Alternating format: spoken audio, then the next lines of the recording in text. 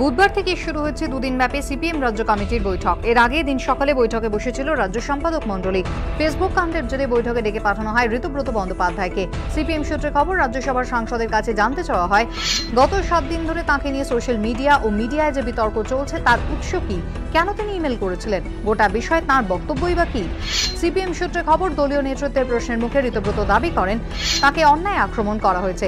যে পেনটির ছবি দেওয়া হয়েছে সেটি ওয়াটারম্যান সংস্থার মবলা নয়, পেনটির অত দামও নয়। যে ঘড়িটির কথা বলা হয়েছে সেটিও অ্যাপল ওয়াচ নয়, অনেক কম দামি চীনা ঘড়ি।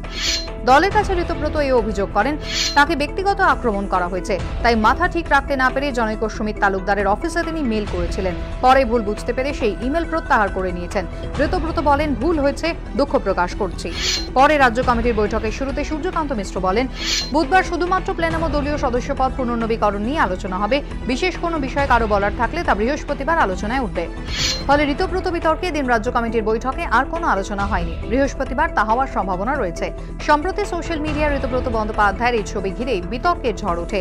তার এই ঘড়ি ও পেন নিয়ে প্রশ্ন তুলে ফেসবুকে কমেন্ট করেন সিপিএম সদস্য সুমিত তালুকদার।